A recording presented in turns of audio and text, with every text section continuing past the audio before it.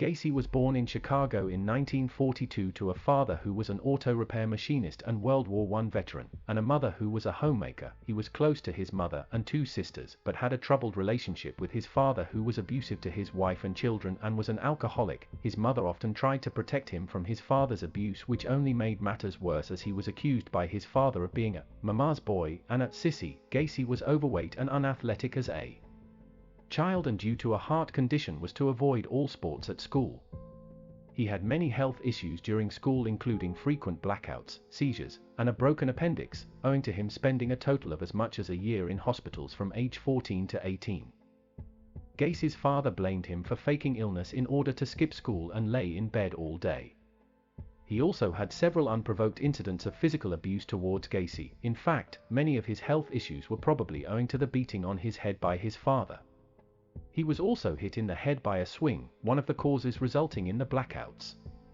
Head trauma has been found to be a common form of physical trauma associated with serial killers. From 1960 to 1964, as Gacy got into adulthood, he went through a number of different jobs to achieve a certain level of success to live up to his father's expectations. These included a brief stint with the Democratic Party in 1960, working with the ambulance service in Vegas, working as an attendant at a mortuary, and others. While working at the mortuary, Gacy confessed to have jumped into the coffin of a deceased teenage male, embracing and caressing the body before experiencing a sense of shock.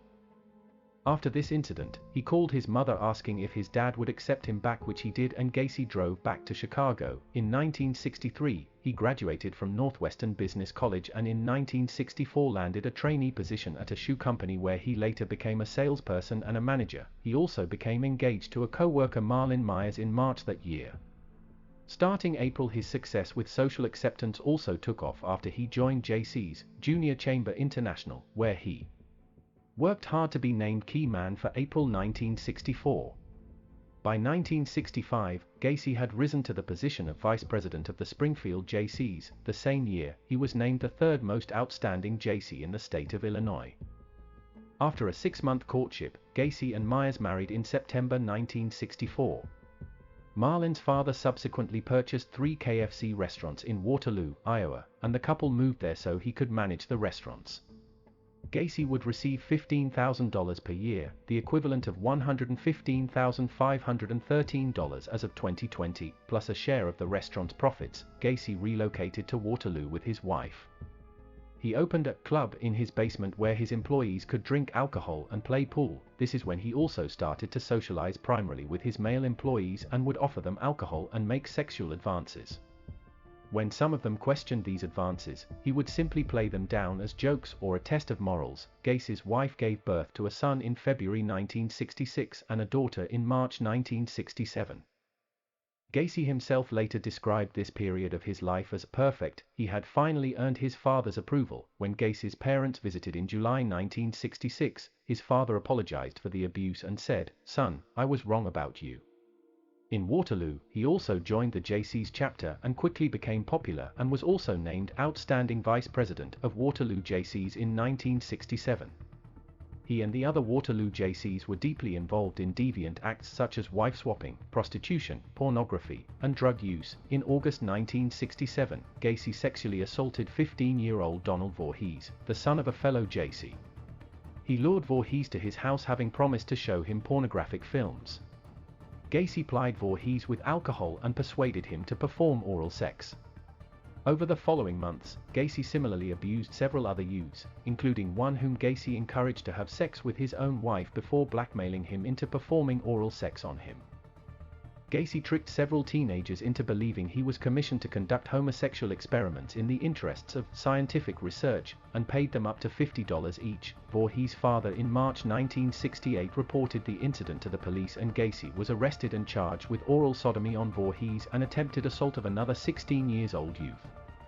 In a polygraph test that Gacy insisted on to prove his innocence claim, he sounded nervous and was indicted for the charges in May 1968. A psychological assessment of Gacy later that year revealed an antisocial personality disorder, that he was unlikely to benefit from any therapy or medical treatment, and that his behavior pattern was likely to bring him into repeated conflict with society. He was convicted and jailed on a 10-year sentence, only to be granted parole after 18 months of his sentence owing to model prisoner behavior, on a 12-month probation. This was probably a failure of the legal system or genius on part of Gacy to fool the system to convince them of his reformation and free him, a failure that would cost many young lives. While on probation in Chicago, he had a couple of charges of teenage abuse and battery filed against him, but these were never reported to the Iowa Parole Board, and in October 1971 his parole term ended and he was a free, albeit dangerous man on the loose. With support from his mother, Gacy bought a ranch house near the village of Norridge in Norwood Park Township, an unincorporated area of Cook County, a part of metropolitan Chicago. The address, 8213 West Summerdale Avenue, is where he resided until his arrest in December 1978, and where, according to Gacy, he committed all his murders. He also married Carol, a divorcee, in 1972, who had 2 daughters, and later in 1975 declared to her that he was bisexual. After a marriage full of differences, and Gacy spending life in solitude with alcohol and gay pornography, Carol filed for divorce, which was granted in March 1976 on the false grounds of Gacy's infidelity with other women, while establishing a successful painting, decorating, and maintenance (PDM) contractor's business between 1971 and 1978. Gacy had good financial and business success. Through his membership in a local moose club, Gacy became aware of a Jolly Joker clown club, whose members regularly performed at fundraising events and parades, in addition to voluntarily entertaining hospitalized children. In late 1975, Gacy joined and created his own clown characters, Pogo the Clown and Patches the Clown. He described Pogo as a happy clown, whereas Patches was a more serious character. It was this voluntary service as a clown throughout his criminal years that got him the title of the Killer Clown. Gacy murdered at least 33 young men and boys and buried 26 of them in the crawl space of his house. Several victims were lured with the promise of a job with PDM, others with an offer of drinks, drugs, or money for sex. Some victims were grabbed by force while others were conned into believing he was a sheriff with the police department. Inside Gacy's home, he would typically get the youth to consume drinks and drugs, or generally gain his trust. He would then produce a pair of handcuffs to show a magic trick, sometimes as part of a clowning routine. Gacy referred to this act of restraining his victim as the handcuff trick. He then physically and sexually assaulted the victims in multiple ways, including foreign objects and other forms of torture. He would then drag the victims to his bathroom and drown them repeatedly as part of the torture. The final killing was done by using a rope tourniquet around their neck to strangle the victims in what he called the final rope trick. After death, Gacy usually stored the victims' bodies under his bed for up to 24 hours before burying his victim in the crawl space. Some of his victims' bodies were taken to his garage and embalmed prior to burial. The disappearance of a 15-year-old Robert Piest and the investigation that followed led to Gacy's arrest.